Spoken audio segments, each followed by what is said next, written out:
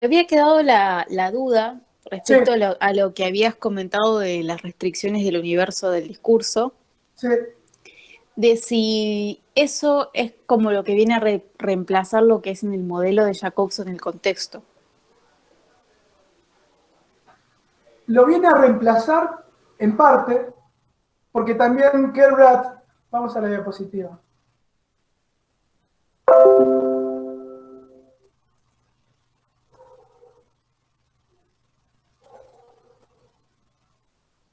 lo viene a reemplazar en parte,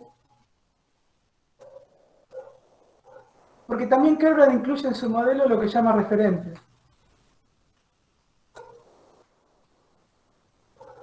Acá también ella se aparta de el esquema de Jacobson, y es muy apropiada la pregunta, porque el problema del contexto es un gran problema en el modelo de Kerbrat. Jacobson, cuando arma su propia representación, dice, no voy a usar la expresión referente porque para mí es muy ambigua. Yo voy a hablar de contexto.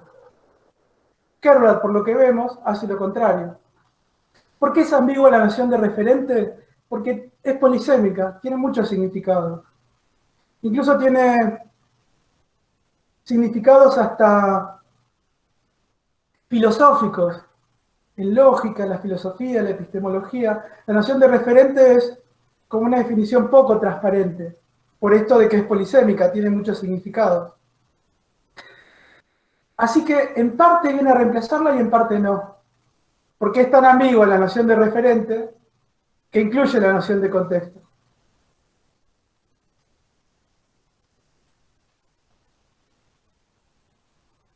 Bueno, acá contexto, ¿verdad? Sin embargo, cuando habla de restricciones en el universo del discurso, insiste y lo dice más de una vez, que acá tenemos que considerar los elementos de la citación comunicativa.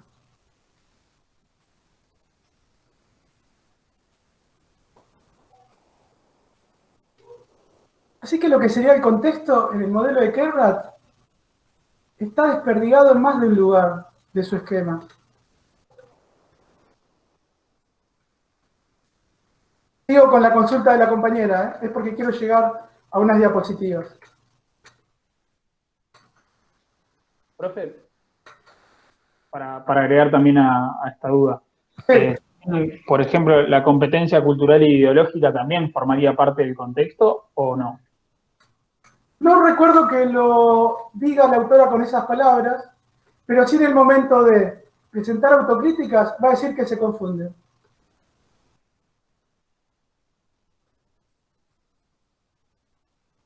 Bueno, acá está puntualmente el modo en que la autora habla de este componente contexto cuando se refiere al universo del discurso.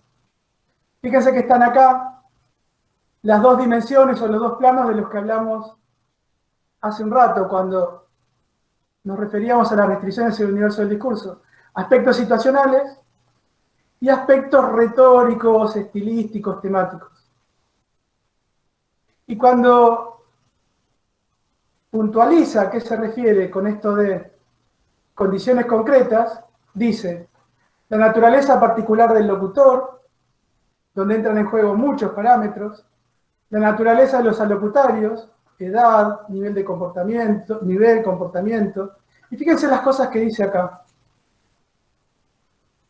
La organización material, política y social del espacio en que se instala la relación didáctica, hablando del ejemplo de una clase, ¿no? Esto, si no fuera el modelo de Kerber y no tuviésemos en cuenta que es un modelo de componentes mentales y que está dentro de las restricciones del universo del discurso, muy fácilmente lo definiríamos como contexto. Muy fácilmente, si queremos dar una definición clásica de contexto, diríamos esto. Pero a eso lo llama el universo del discurso.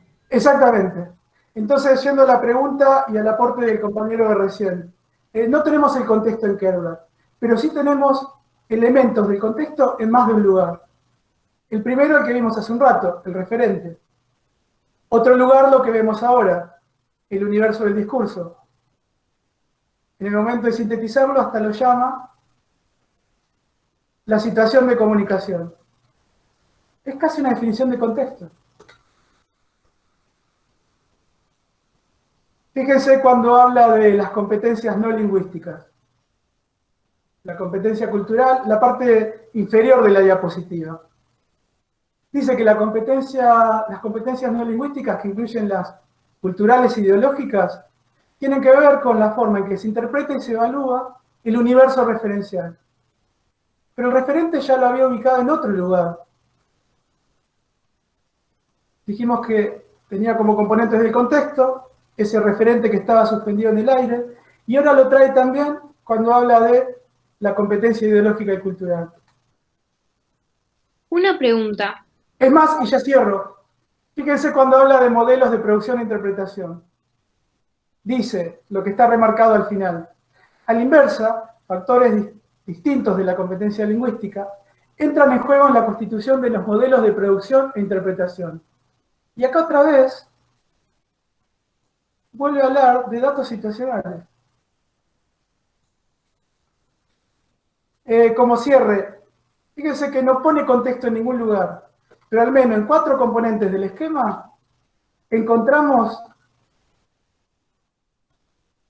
casi definiciones conocidas de lo que es contexto. En el referente, en el universo del discurso, lo que muestran las citas de esta diapositiva, también en la competencia no lingüística, y también encontramos elementos del contexto cuando habla de los modelos de producción e interpretación. Así que no está contexto en un lugar específico, pero sí está desparramado en todo el esquema prácticamente.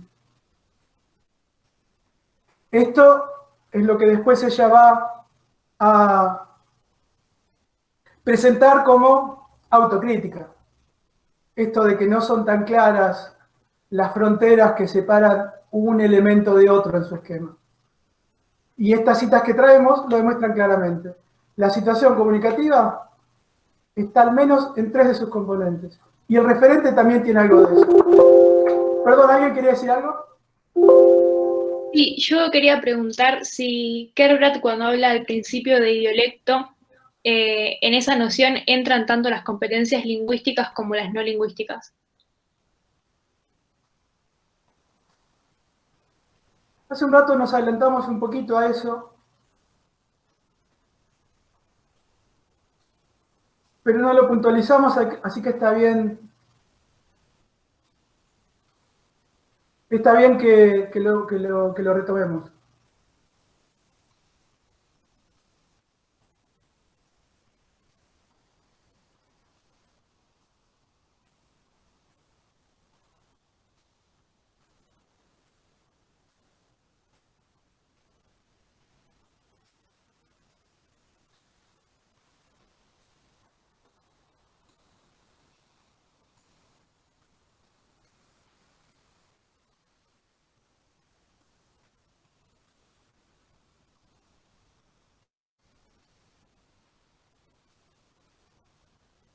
Profe, Siguiendo con la pregunta de la compañera, esta idea de si el idiolecto incluye las competencias lingüísticas y no lingüísticas.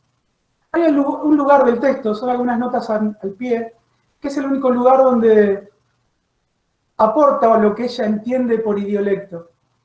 Y como bien señalaba una compañera recién, incluye dentro de la noción de idiolecto la noción de competencia. Pero fíjense qué noción de competencia trae a la definición de idiolecto. Solo la noción de competencia lingüística.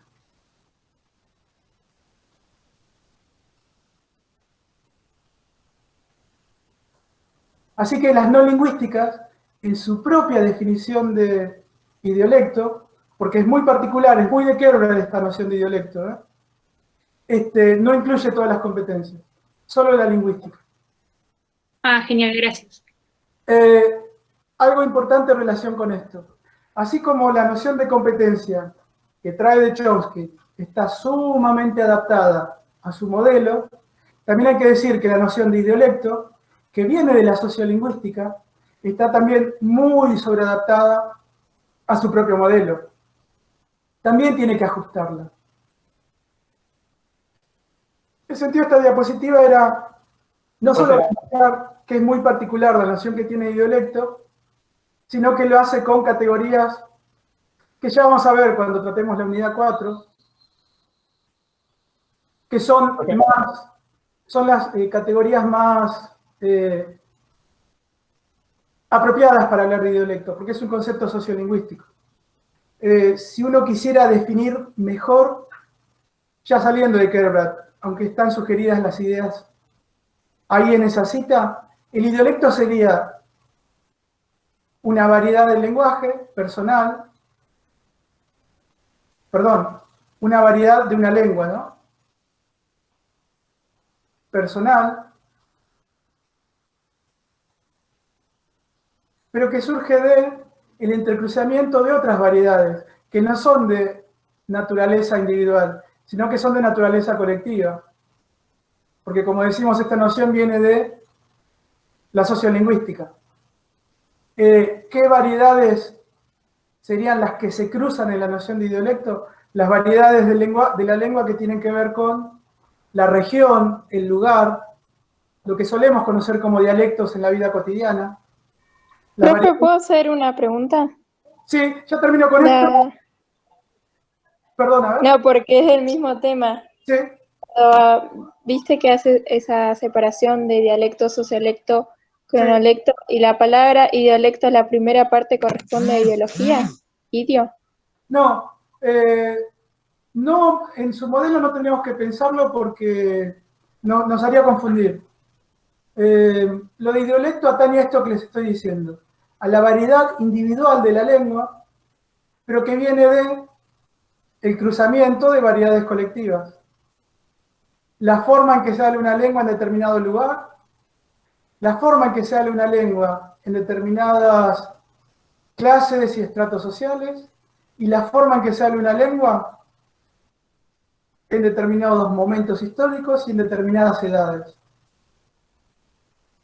Se cruza en la variedad de lengua que maneja cada persona, cosas que tienen que ver con su lugar de origen, esas son las variedades diatópicas, cosas que tienen que ver con el proceso de socialización, la clase social, el nivel económico, su formación académica, su formación escolar, etc. Y las que tienen que ver con los momentos históricos o variedades cronológicas. Entonces las personas más grandes van a hablar de una forma y los más jóvenes de otra. ¿De qué forma van a hablar los más grandes? Bueno, de una forma que quedó un poco atrás en el tiempo. Por eso son cronológicas, porque si bien coexisten en la sociedad, en una comunidad de habla, van subsistiendo como estratos, ¿sí? La forma en que se hablaba hace 20 años es la forma en que ahora hablan las personas que tienen 30, 40 años, y así podemos decirlo con las demás. Así que la noción de idiolecto más apropiada es esta, variedad individual que deviene de las variedades colectivas que me corresponden, por haber nacido en determinado lugar, por haberme socializado en determinadas clases y grupos sociales, y por haber nacido en tal momento histórico. Así que no tiene que ver ese idio de idiolecto con el idio de ideología. ¿Alguien quería preguntar algo más? Y yo muy descortésmente lo interrumpí. Sí, yo, profe, no pasa nada.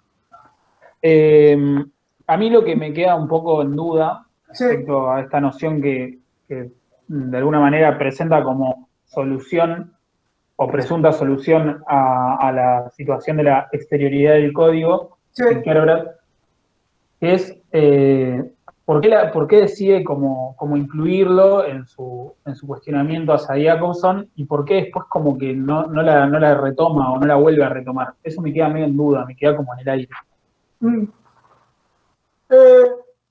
Perdón, profe, no te quiero interrumpir, pero lo que dijo el compañero, ¿el idiolecto no era más para el problema de la homogeneidad del código que de la exterioridad? ¿Saben una cosa? Idiolecto y competencia solucionan las dos cosas. ¿Por qué soluciona las dos cosas? Porque la noción de idiolecto es individual, o sea, deja de referirse a algo exterior, y al mismo tiempo es algo individual, así que deja de ser algo homogéneo. Y la noción de competencia hace lo mismo. Si es conocimiento, es algo interno, se soluciona el problema de lo exterior, y al mismo tiempo, si es competencia, es subjetiva, que soluciona el problema de la homogeneidad. Así que funciona como, soluciona los dos problemas en algún punto. Pero con respecto a esta pregunta de por qué se queda con competencia y no con idiolecto, en algún lugar del texto la autora lo dice, y dice como que la noción de competencia es la que está mejor definida en el campo lingüístico, y es lógico porque desde los 50 con Chomsky se trabajó durante, hasta que ella formula su modelo teórico, 30 años con la noción de competencia. Ahora, la noción de idiolecto es interesante, está definida en la sociolingüística, etc., pero no tiene esta definición tan terminante, cerrada y técnica que tiene la noción de competencia. Así que las dos son útiles, y las dos me cierran como posibles soluciones a los problemas del código. Pero la que tiene más tradición, la que tiene una definición más rigurosa y más extendida y conocida es la de competencia. Así que me va a servir más hablar de competencia. Esa es la razón por la que se queda con la idea de competencia. Y la idea por la cual prácticamente todo su esquema habla de competencia. O la mayor parte de su esquema habla de competencia. Fíjense que si quisiéramos reemplazar competencias por idiolecto, nos daría como resultado expresiones sumamente anómalas y sumamente no técnicas en términos lingüísticos. Porque nos quedaría algo así como idiolecto lingüístico y paralingüístico. No existe tal cosa. Nos quedaría algo así como idiolecto ideológico e idiolecto cultural. O idiolecto como determinación psiquiátrica. No existen tales cosas. Entonces, es más funcional al modelo de Kerouac, a pesar de que las dos nociones, competencia que viene de la psicolingüística e idiolecto que viene de la sociolingüística, es más funcional a sus objetivos, que es reformular el esquema de Jacobson, que darse con competencias. Esa sería la respuesta a esta pregunta, que surgió más de una vez en la clase. Y acá no estoy inventando, sino que en el texto lo dice puntualmente la autora. De todo esto que digo hasta ahora, la noción más claramente definida y extendida es la de competencia. Así que quedémonos con competencia. Muchísimas gracias, profe, muy claro. No, por favor. Acá decíamos que la autora, a pesar de que en las críticas empieza a desplegar su modelo, tiene un apartado que se llama reformulación del esquema, donde nos presenta la representación gráfica. Pero en realidad ya antes había dicho que entra en cada uno de estos componentes. Lo que hace esta diapositiva es llevar esas diferencias que hace la autora entre tipos de competencias, competencias por un lado y filtros por el otro, agregarlos a la representación gráfica de su esquema.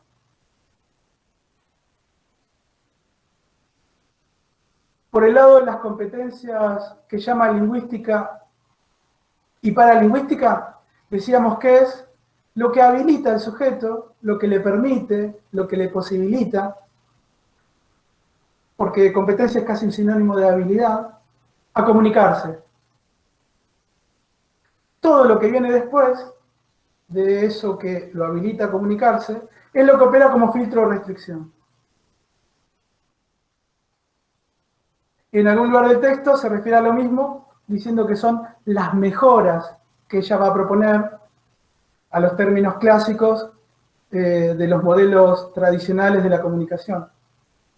Lo va a llamar mejoras.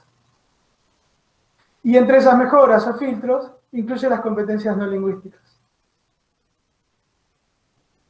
Y los últimos dos componentes, que son las restricciones en el universo del discurso y los modelos de producción e interpretación. Algunos problemas que vienen aparejados a esta propuesta de reformulación de la autora. Por un lado, el de competencia paralingüística. Lo refiere en términos muy vagos, poco técnicos y apartados de cómo lo ve la bibliografía nuestra, de nuestra materia y la bibliografía en general de los estudios lingüísticos, sobre qué es el paralenguaje. El paralenguaje, lo paraverbal o paralingüístico, es lo que en la clase anterior mencionábamos como aquellos elementos de la comunicación no verbal que son producidos con el mismo aparato fonador. Y nos referíamos al volumen de la voz, el tono, el timbre, etc. Bueno, la autora lo trae de un modo problemático y muy original a su esquema, porque cuando habla de competencia paralingüística se refiere a los gestos, a la mímica. Sí, cuando yo estudié, profe, eso me confundió bastante. Y hoy, si nos da el tiempo, vamos a tener que hacer más de una aclaración de las expresiones que utiliza la autora. Esta idea de competencia paralingüística como gesto, mirada, expresiones mímicas, etc., es solo de Kerbrat. El resto de nuestra bibliografía, lo paralingüístico lo reduce a lo que acompaña las palabras en términos de la voz. Y otro problema que también adelantamos es que si bien ella dijo, yo voy a incluir el componente pragmático, no vemos que aparezca, por lo menos, en el componente principal de su esquema, que es el de las competencias. Adelanta como que lo va a hacer, pero después ese ingrediente pragmático no aparece. Otro problema. Con algunas salvedades y con muchos reparos, podemos aceptar, si nos atenemos a la noción real, técnica de competencia, que existe una competencia ideológica y cultural. Ahora bien, las determinaciones psiquiátricas, psicoanalíticas, es también algo muy original de la autora y muy discutible. Llamarlas competencias. A pesar de que está un poco arreglado el asunto porque las llama competencias no lingüísticas. Pero si competencia es lo que posibilita, lo que habilita, etc., hace mucho ruido que después pongamos también competencias como aquello que funciona a modo de filtro o a modo de restricción. Bueno, y con respecto a los modelos de interpretación, de producción e interpretación, ya dijimos, acá trae la cuestión de codificación, que también es un problema, porque ella dijo, yo no voy a hablar de código. También hace ruido porque esta noción de modelos atañe a reglas de alcance universal, de un orden fijo, pancrónico, o sea que se aplicaría a cualquier momento histórico, a cualquier sujeto, a cualquier cultura. Algo que está muy cerca de la noción de gramática universal. Profe, por estas reglas, ¿el modelo de producción e interpretación serían filtros? Sí, serían filtros y filtros comunes a todos los sujetos. ¿Por qué? Pues son reglas que nos restringen el uso de competencias a todos. Es algo cuasi genético. Por eso digo que se aproxima mucho a la noción de gramática universal. A pesar de que la autora no lo dice con esas palabras, ¿no? Bien, creo que esto más o menos sintetiza lo que dijimos hasta ahora y los componentes del esquema con los problemas que nombramos. Una pequeña cuestión más. Si hacemos un zoom al esquema y remarcamos, por ejemplo, lo que ahí está resaltado, vemos que hay como una suerte de proceso. En el esquema no se habla de que todos esos elementos operen al mismo tiempo. Hay como una sucesión, no sé si la alcanzan a ver. Por un lado, las competencias lingüísticas y paralingüísticas sería como lo primero que opera. Después entrarían las restricciones en el universo del discurso como primer filtro, por lo menos en esta partecita del esquema, que está remarcada.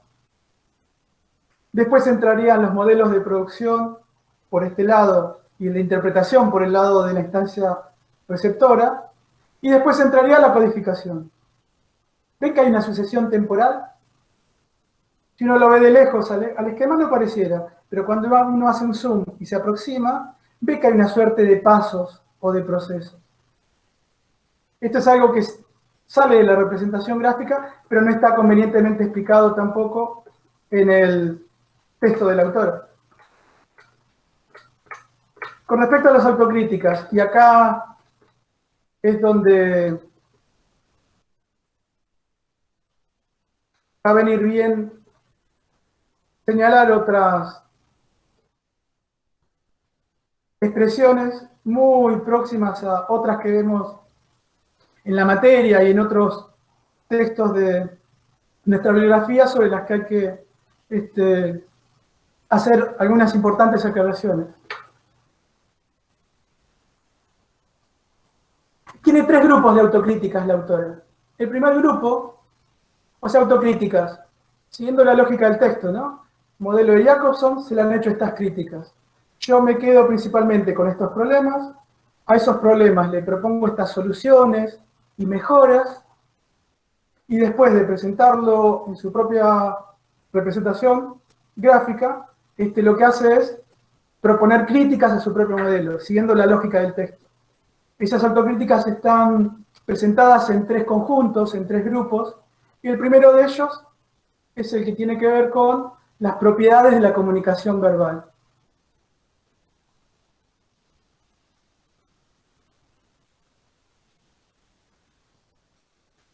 Y acá hay, como decía recién, algunas aclaraciones que hay que hacer porque hay ideas muy próximas a otras que tenemos en el texto, pero referidas a cosas muy distintas.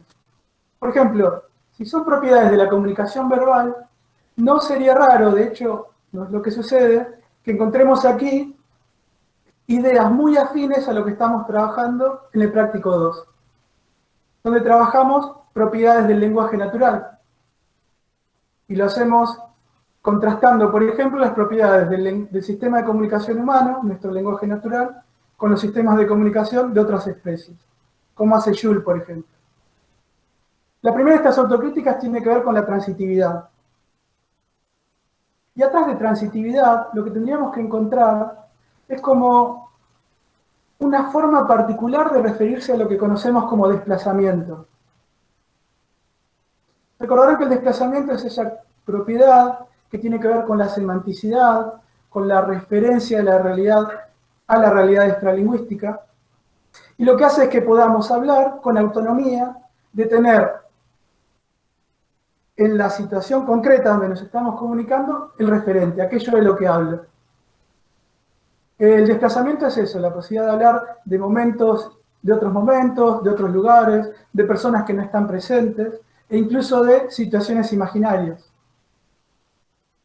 Lo que hace la autora es nombrarlo en términos de transitividad, porque lo que propone es lo siguiente: la transitividad está vinculada con lo que Belinchón llama apertura situacional, y es esta autonomía entre la situación y lo que digo respecto de el universo referencial, que me permite, por ejemplo, no solo que yo hable con vos de algo que no está presente en la situación comunicativa, sino que vos después puedas ir a otro lugar y hablar de lo mismo.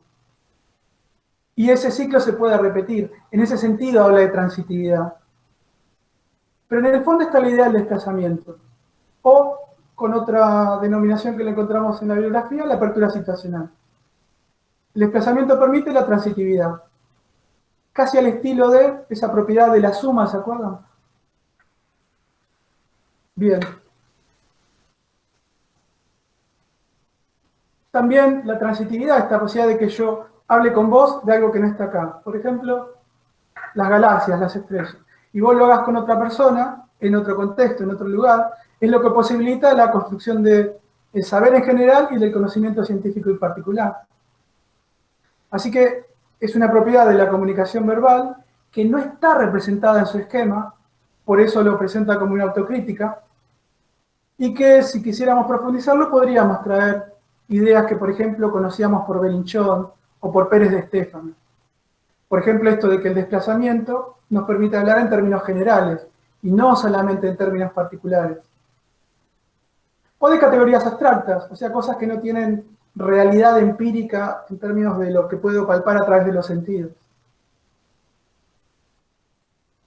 Reflexividad también es otra propiedad de la comunicación verbal que no está representada en su esquema, por eso lo presenta como una autocrítica, y que tenemos que aclarar para no confundirnos con lo que vemos como propiedad del lenguaje natural en el práctico 2.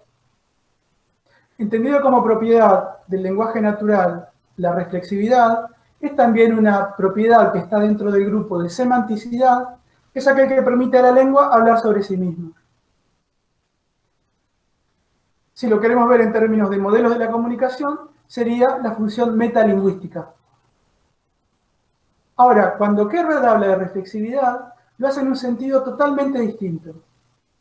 Lo hace en un sentido que tiene que ver más con el patrón de la simetría en tanto propiedades del lenguaje. ¿Por qué? Porque dice, cuando yo hablo soy el primer receptor de lo que digo. En ese sentido ella va a hablar de reflexividad, en el sentido de retroalimentación instantánea, completa. No es tan necesario que el otro me diga algo de lo que yo estoy hablando para que haya retroalimentación. Yo también me escucho. Entonces puedo reformular lo que estoy diciendo. Puedo corregirme sobre la marcha. Así que la retroalimentación opera en un sentido tan completo y permanente que no hace falta que esté el otro para que haya retroalimentación. ¿Por qué lo llama reflexividad? Bueno, podemos pensarlo como una suerte de espejo en el cual se refleja lo que yo digo y entonces puedo escucharlo. Entonces ahí se produce también retroalimentación, sin necesidad de que esté presente el otro en ese lugar. En síntesis, reflexividad como propiedad del lenguaje tiene que ver con lo metalingüístico, la lengua hablando sobre sí misma. Reflexividad, en términos de autocríticas, en el modelo de Kerbrat, tiene que ver con esto de la retroalimentación instantánea de yo que me escucho. Así que no confundir con la función metalingüística. Y no confundir con la reflexividad de la que habla, por ejemplo, Andrea Cucato. ¿Sí? Una consulta. ¿Eso no es una crítica también que le hace el modelo de Jacobson, la cuestión del soliloquio? De que no contempla que uno también se puede hablar a sí mismo. Sí. Kerbrat. Si uno quiere, no está presente en ninguno de los modelos de la comunicación que vimos. No está en Shannon, porque en Shannon se necesita el receptor para que haya retroalimentación. Tampoco está en Jacobson, porque Jacobson vieron que se suele presentar como un modelo también lineal, unidireccional, poco dinámico. Y tampoco está en su propio modelo. Así que podemos decir que es una carencia de todos los modelos de la comunicación, incluido el de ella, por eso lo presenta como una autocrítica.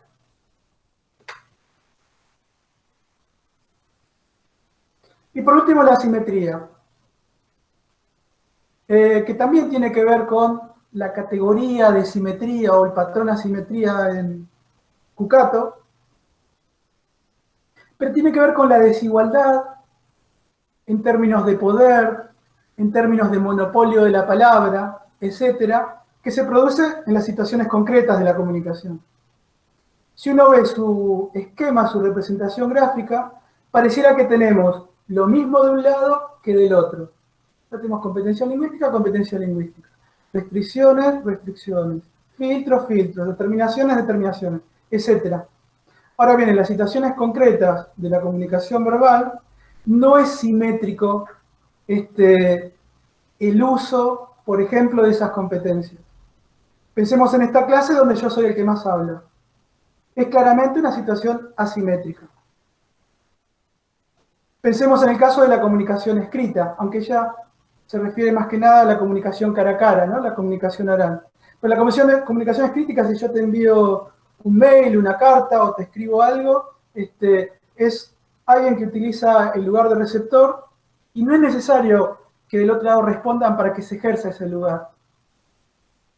Va a decir la autora, en las situaciones concretas de la vida cotidiana, en realidad la simetría no opera en lo verbal, opera en lo paraverbal. En lo paraverbal sí hay simetría. ¿Por qué? Porque aunque habla una sola persona, como en este momento estoy hablando yo, sí podemos vernos los gestos, las miradas, etcétera, lo que ella llama paraverbal, no lo que otros autores llaman paraverbal. Bueno, esto es algo que no aparece reflejado en su esquema, por eso lo presenta como una autocrítica. En su esquema la representación parece simétrica. Ahora, en las situaciones concretas, eso no se da en lo verbal, sí en lo paraverbal. Disculpe, entonces por lo que está explicando, cuando alguien habla, en el otro están operando esas competencias no lingüísticas y sus filtros también. Es verdad. Lo único que no opera es la competencia lingüística. Es verdad, pero ahora estos filtros, o por ejemplo las determinaciones sí, etcétera, no operan sobre los signos lingüísticos, operan sobre todo lo demás. ¿Se entiende? Sí, acá, pero... Si queremos aplicar, por ejemplo, la idea de competencia ideológica y cultural, acá ya no sería sobre las palabras que usamos. sino cómo yo interpreto o valoro los gestos que hace el otro, la forma en que me mira, etc. Así que es cierto, es muy atinado decir que opera todo lo demás, pero ya no aplicado a lo lingüístico, sino a lo paralingüístico, o lo que ella llama Está bien. ¿no? Así que está muy bien, sí, el aporte. Y Profe, una consulta. esto hace justamente que sea una autocrítica, porque no aparece en su modelo, ¿sí? ¿Sí? Por ejemplo, vio que el Quebra Torricelli también habla de destinatarios directos o indirectos.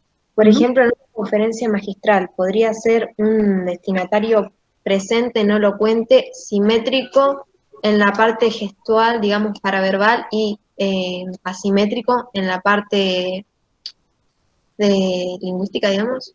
Sí, fíjense que las categorías, tanto... Ya vamos a eso, ¿eh? Una última cosita. Cuando hablamos de simetría, además, tenemos que tener en cuenta, lo aclara la autora, esta diferencia que tratamos hace unos minutos, acerca de que siempre en el campo de la interpretación, en el lugar de la interpretación, somos más competentes que en el de la producción. Ahora, yendo a lo que dice la compañera, es muy interesante la propuesta que es cruzar el primer grupo de autocríticas, sobre todo esta que tiene que ver con la simetría, con las autocríticas que ella hace respecto de este segundo grupo que vamos a ver ahora, que es el de la complejidad de las instancias, emisora y receptora. Es interesante, les digo, porque es algo muy habitual en nuestras prácticas. Prácticas, digo, dentro de la materia, ¿eh? Tanto en el trabajo práctico, uno podría haber jugado con este entrecruzamiento de autocríticas, y también, por ejemplo, en el examen uno puede jugar con esto.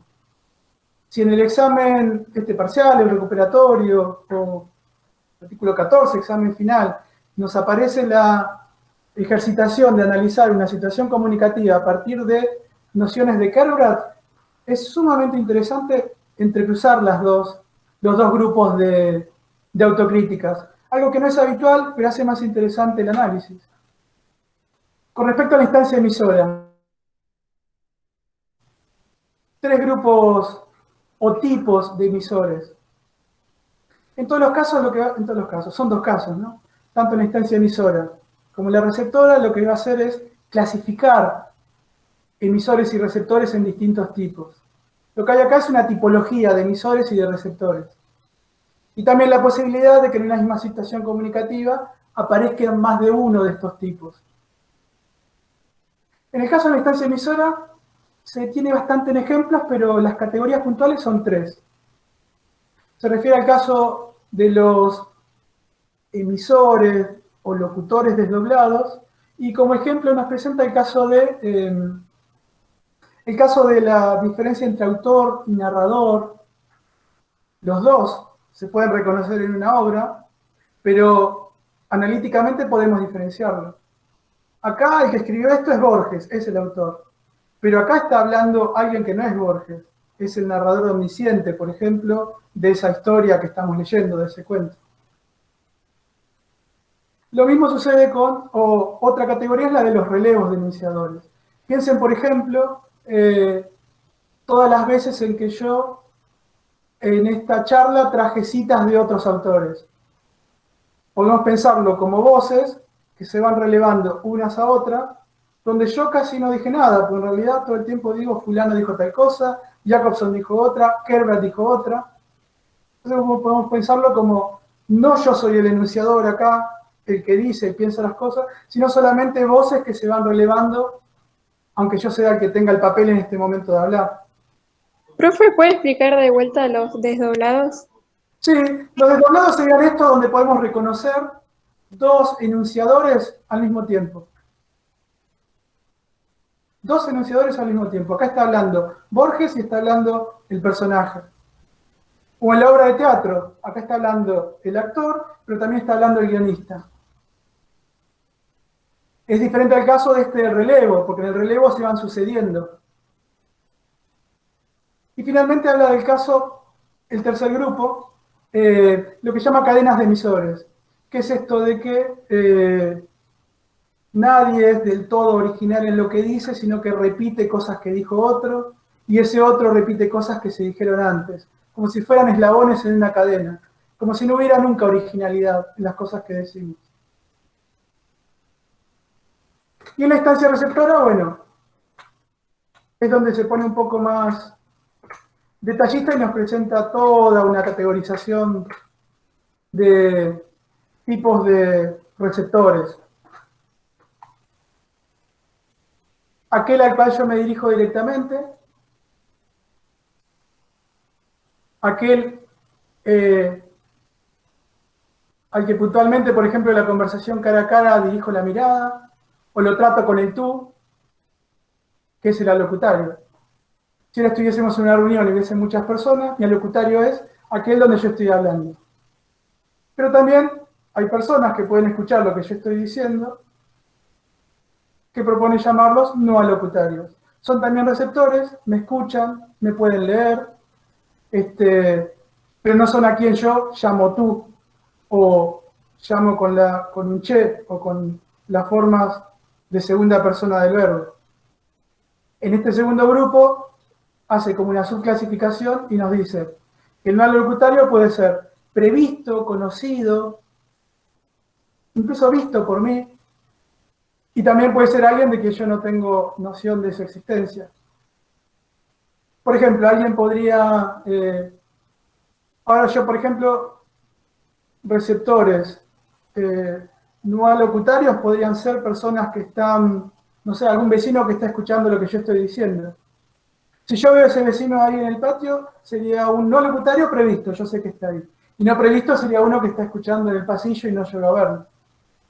Gustavo, un ejemplo podría ser, yo me estoy dirigiendo hacia vos y vos serías el alocutario, y los no alocutarios serían el resto de mis compañeros que están escuchando esto que yo te estoy preguntando a vos.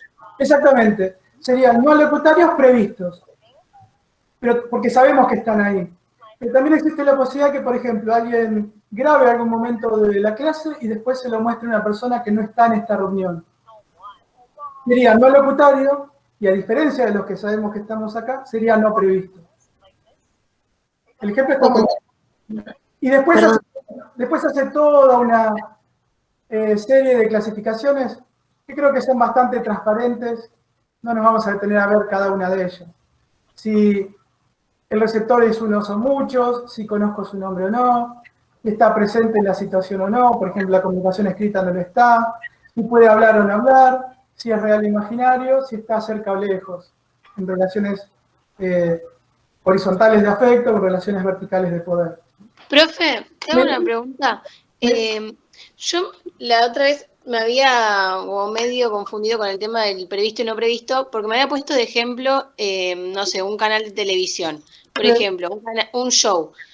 Sabe que tiene destinatarios. Nosotros seríamos destinatarios directos, los que estamos viendo ese show, la gente que ellos ven que quieren llegar. No sé si me explico, estoy explicando mal.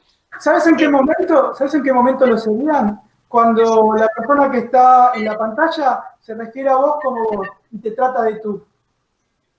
Bueno. Ahora, sería un no alocutario previsto cuando, por ejemplo, está hablando con un entrevistado, lo trata de tú, sabe que vos estás viendo esto. Bien. ¿Y no previsto es alguien que, por ejemplo, no está prestando atención, pero lo escucha de refilón? ¿Podría ser un no previsto? A mí se me hace que el que está en la pantalla también piensa en gente que escucha en otros lugares, el que escucha en el café, no está mirando la tele, pero cada tanto levanta los ojos. Creo que también lo tiene previsto. Si hay un lugar donde se juega con la previsión, es en la comunicación audiovisual. Se trata de que nos vean, nos escuchen todos. Entonces tenemos pantallas en todos lados, donde es profeso, digamos, tratan de captar nuestra atención. Y otro ejemplo, perdón que te ¿Saben a qué me sonaría no previsto? En el caso del ejemplo de la comunicación audiovisual, el show televisivo, me sonaría más a no previsto, por ejemplo, si yo hago una tesis doctoral acerca de cómo se comunican los panelistas en el talk show, por ejemplo. Creo que ese sí es no previsto, o por lo menos no trata de convencer ni de captar la atención del investigador, el que está en la tele, pero sí de todos los que están cerca de una pantalla. Sí, perdón, que justo te iba a preguntar. Y otro ejemplo común podría ser, por ejemplo, yo le presto un libro a un amigo y yo sé que él lo va a leer, pero no tengo previsto que su familia, por ejemplo, lo lea. Eso sería un ejemplo también. ¿Sabes qué? Acá pasaría lo siguiente. No tendrías que pensar tanto en vos como la instancia emisora, sino en el autor del libro como instancia emisora. Claro. Vos prestando el libro no serías emisor del mensaje. ¿Sería destinatario directo y mi amigo sería el no previsto? Yo lo pensaría no por el lado de prestar un libro, lo pensaría por otro lado, por algo que digas vos. Escribir una carta, por ejemplo, tuya. ¿Entiendes? Le escribís una carta a tu amigo, él la lee al locutario. Pero después lo agarra algún familiar cercano y si, ese no sería tu locutorio. Pero si vos te imaginás que eso va a pasar, es previsto. Ahora, si no te lo imaginás, sería el último caso. No al locutorio, no previsto. No previsto. Perfecto. No sé, yo tengo un ejemplo que no sé si estaría bien, por eso me gustaría saber si te parece bien.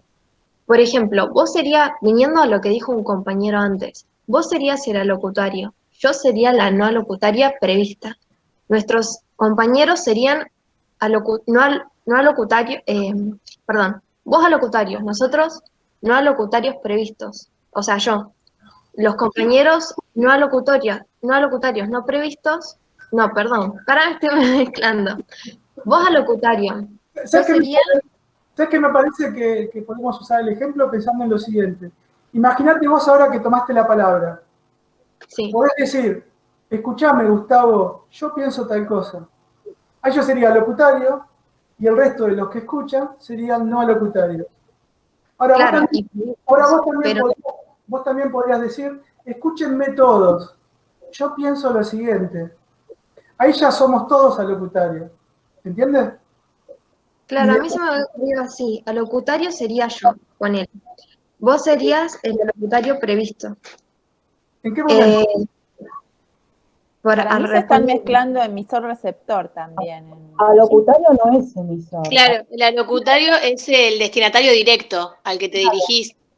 A mí Estamos en la instancia receptora. El compañero al alocutario como el compañero de la comunicación. El no alocutario previsto yo lo pienso más como un testigo, ponele, y el no previsto es alguien que vos no te estás dando cuenta que está recibiendo lo que vos decís, ponele, alguien que está escuchando atrás de la puerta, alguien que recibe una carta que no era para esa persona, algo así, ¿o no? Sí, y ¿saben por eso? ¿Saben qué? También por eso existe la posibilidad de hablar de previsto y no previsto en el no alocutario. Porque el alocutario, por definición, es alguien previsto. No existe el alocutario no previsto.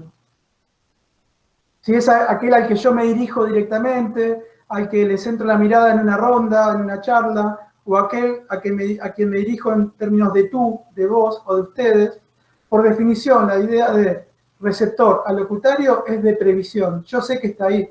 De otra forma no sería locutario. Ahora, con el no locutario, que es al que yo no me quiero dirigir, sí existen las dos posibilidades, la previsión y la no previsión.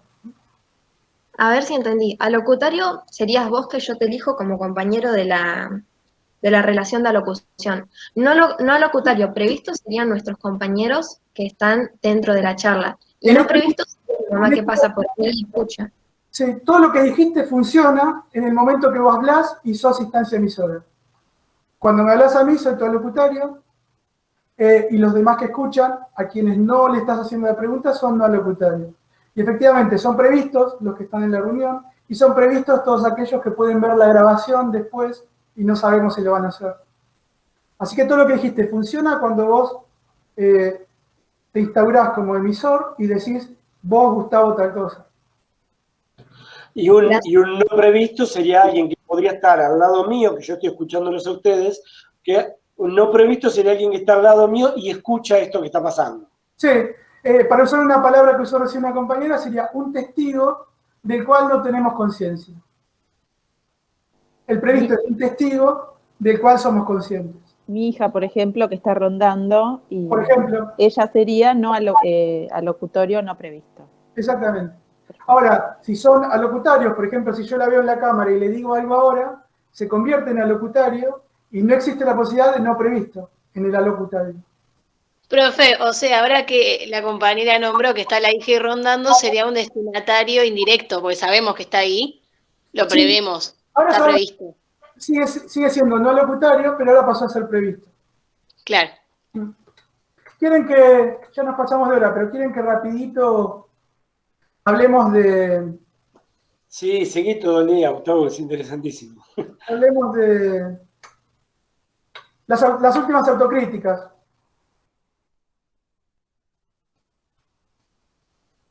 Las últimas autocríticas ya las adelantamos en realidad. Y tienen que ver con esto de que no hay fronteras claras entre los distintos componentes que la autora ingresa en su representación de cómo opera la comunicación lingüística. Esto es algo muy distinto a los modelos que vimos antes. Antes en Bühler, en Shannon y en Jacobson, casi no hay posibilidad de dudar acerca de qué hay en cada lugar. Piensen en Shannon. El código está acá, el emisor está acá, el receptor está acá, y no hay nada que discutir ahí. Incluso en Jacobson pasa lo mismo. Por un lado está el hablante, por otro el oyente, por otro el contexto, y no hay nada que discutir ahí. Ahora, en el caso de Kerouac, por cosas que vimos, sobre todo cuando hablamos del referente y el contexto, no existen fronteras claras entre los elementos que lo componen. Esto solamente tendríamos que no decirlo cuando hablamos de competencia, sobre todo de competencia lingüística. Porque como dijimos hace un rato, la noción de competencia lingüística, la lingüística, está bien definida a partir de Chomsky. Cuando Kerouac agrega las otras competencias, ahí sí se hace un matete, se hace un berenjenal. Pero la noción de competencia lingüística sí está bien definida. En el resto tenemos estos problemas, que encontramos un mismo componente en distintos lugares.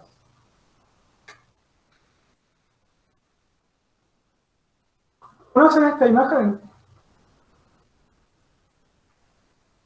Las personas que tenemos más de 30, 40 años las deben conocer. Este era un aceite que venía en estas latas grandes de 5 litros, que tenía esa representación gráfica. No sé si lo ven, pero el patito que está en la tapa tiene a su vez la lata que tiene el patito, que a su vez tiene la lata que tiene el patito. Esto se llama estructura en abismo. Ahí está escrito también como se dice en francés. Le dejo al que sepa francés si lo quiere mencionar. Se llama puesta o estructura en abismo. Es algo muy utilizado en la comunicación gráfica y también en el arte. No lo vamos a hacer ahora por el tiempo, pero si quieren buscar ajedrez en el hacedor de Borges, van a ver un ejemplo de cómo funciona la puesta en abismo. Esto de una sucesión infinita de elementos representada a través de elementos finitos. Por ejemplo, la lata patito. Ahora bien, si esto es aceptable en lo que es, por ejemplo, el comercial, como el que veíamos recién de la lata de aceite, o en una obra poética como el ajedrez, el poema Ajedrez de Borges, no es aceptable en una teoría científica. Es más, las teorías científicas deberían tener elementos sumamente limitados, no tener esta sucesión ad eternum, ad infinitum.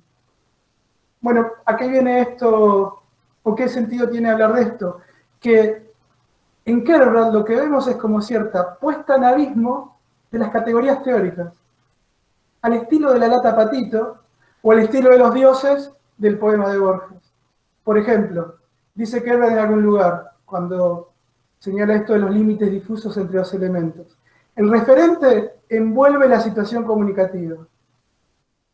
Ahora bien, al interior de la situación comunicativa también está el referente.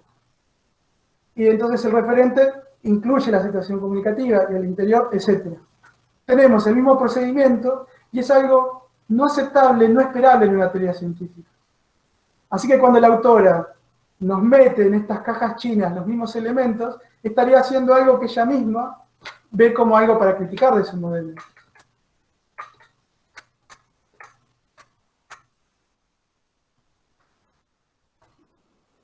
Entonces dice, si bien yo presento componentes, elementos que aparecen diferenciados cuando hago el dibujito, el esquemita, en realidad no tenemos que pensar que en las situaciones concretas funciona así.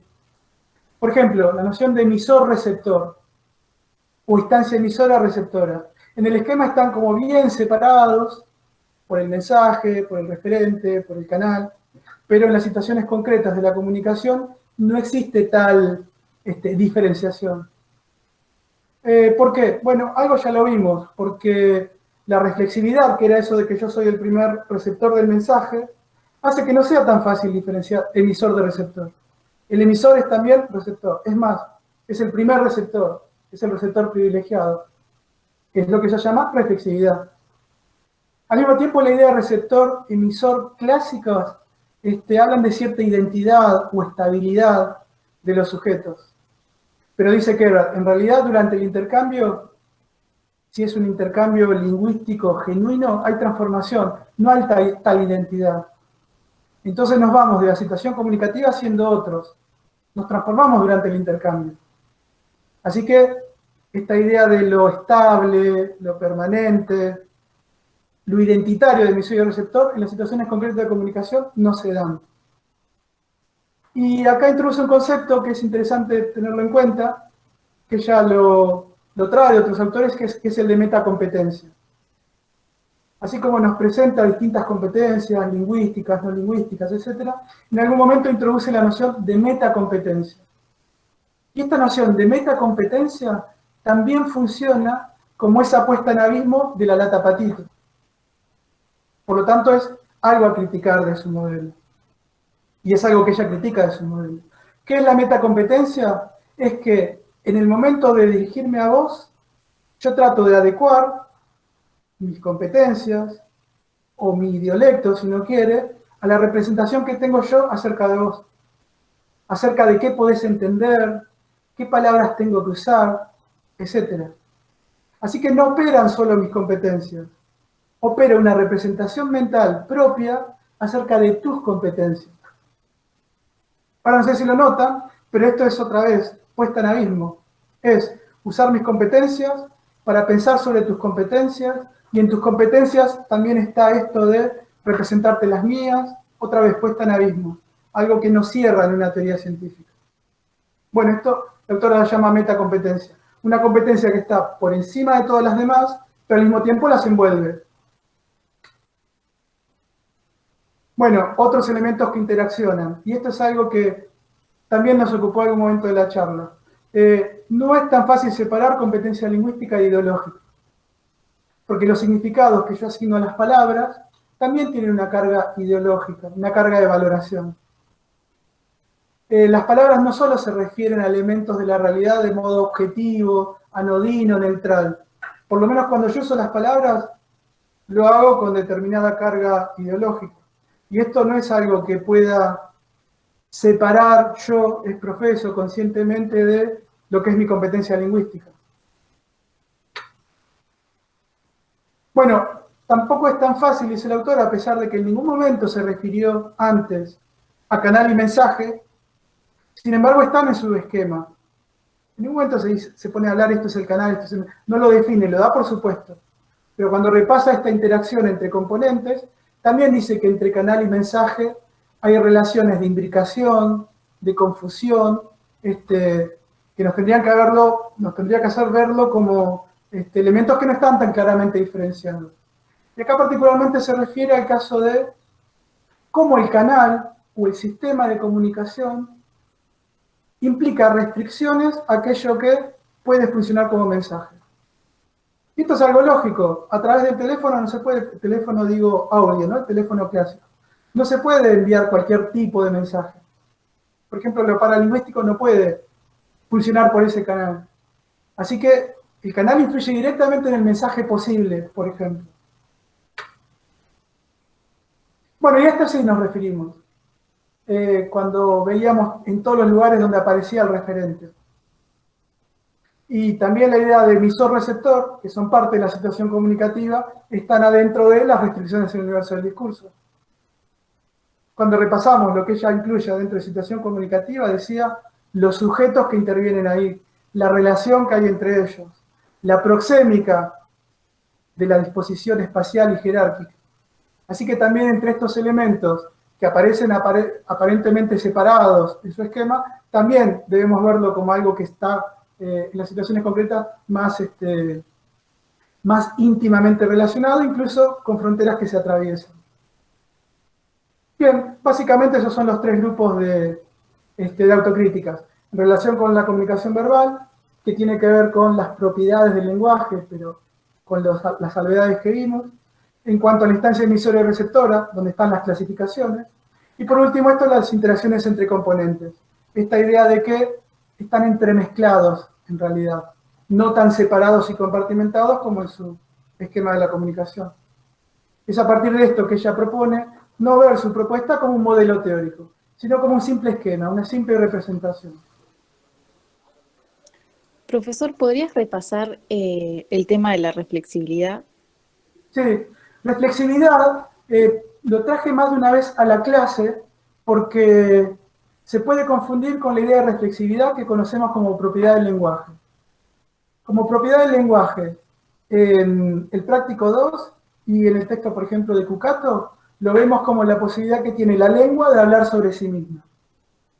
Digo, fuera de Kerbrand, ¿no? Como propiedad del lenguaje. O función metalingüística de Jacobson.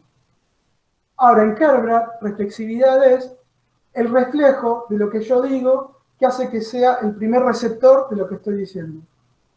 O sea, soy emisor y receptor todo el tiempo. En ese sentido, es algo que nos lleva a decir que no están tan separados emisor y receptor. Todo emisor es receptor también. Es el primer indicio, el primer proceso de feedback de cualquier emisión lingüística. Soy el primero que me escucho, y por eso me puedo corregir, etc. Y acá la idea de reflexividad está pensada en el sentido de espejo. Así que es una noción muy distinta a la noción de reflexividad como propiedad del lenguaje. Acá se parece más, en Kerbrand, reflexividad, a que lo que nuestros textos tratan como retroalimentación completa. ¿Algo más? Profe, yo tengo una Gracias. última pregunta que me había quedado.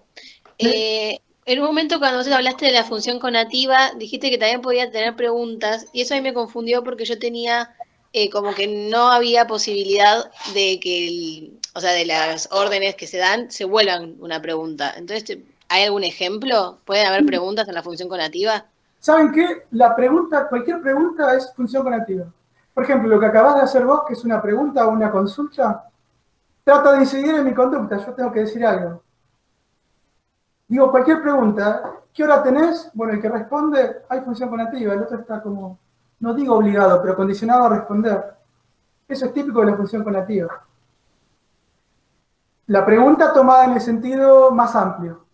Ahora, también hay preguntas que funcionan directamente como órdenes o pedidos. Como quien dice, ¿me prestarías tal cosa? ¿Podrías venir más temprano? ¿Podrías hacer silencio, por favor? Fíjense que son pedidos, cuasi órdenes, construidas como preguntas. Así que la pregunta de función conativa, tomada en su sentido más amplio, cualquier pregunta es función conativa. Pero si quisiéramos ir al caso de las órdenes o los pedidos, hay preguntas que son directamente pedidos. Son los pedidos corteses. En vez de decir, se va un mate, una forma cortés de decirlo es, ¿me cebarías un mate, por favor? Entonces es una pregunta, pero que en el fondo esconde un pedido. No lo había interpretado así, gracias. No, por favor. Cuando veamos pragmática, vamos a ver que hay toda una clasificación de los actos de habla, porque dijimos que la pragmática se ocupa de analizar las acciones discursivas o los actos de habla. Bueno, hay toda una clasificación que tiene varias décadas ya, pero que sigue funcionando hasta la actualidad, que incluye todos estos ejemplos en lo que llaman actos directivos. Los actos de habla directivos son todos aquellos que implican la intención de que el otro modifique su conducta. Y adentro de los directivos están las órdenes, los pedidos, etc. Y también las preguntas. ¿Estamos hasta ahí? El martes no tenemos clase. Volveríamos el viernes, donde quizás podríamos empezar con la unidad 4. Vieron que la profesora Bernardi trabaja la 2 y la 3, yo trabajo la 1 y la 4, y la 1 ya la tenemos agotada entre las clases escritas y el repaso oral que hicimos en esta semana, ya tenemos agotada la unidad 1, así que vamos a empezar con la unidad 4 el viernes que viene. Pero, Profe, ¿sí? perdón, quería hacer una última consulta acerca de la función conativa. Sí. Porque yo ayer entré en duda, ¿la función conativa está presente en todo tipo de discurso o hay discursos en los cuales no está? En Jacobson, te debo decir que no está en todo tipo de discursos. Están aquellos discursos que buscan provocar un cambio en la conducta del otro, que tratan de incidir en la voluntad del otro. Al estilo de la orden, el pedido o la pregunta que decíamos recién. Enfatizo la idea, en Jacobson, la función conativa solamente está en algunos textos y no en todos. Por ejemplo, una poesía. Una poesía puede tranquilamente apelar a muchas funciones. Función representativa, la poesía bucólica, que habla del campo, etc. Función expresiva, si es un poema más lírico, más al estilo Pizarnik, que habla más de una cuestión actitudinal, emotiva, desgarrada, etc. Y no hay necesidad de que la poesía apele a lo conativo. O sea, que quiera provocar que el otro haga algo al estilo de la orden. Así que en Jacobson deberíamos decir que no, que la función conativa no está en todo tipo de discurso. Ahora, saliendo de Jacobson, y esto es algo que no lo vamos a ver en esta materia, lo van a ver a lo largo de la carrera. Hay autores que dicen, saliendo de Jacobson ya, que la dimensión conativa está atrás de cualquier expresión lingüística.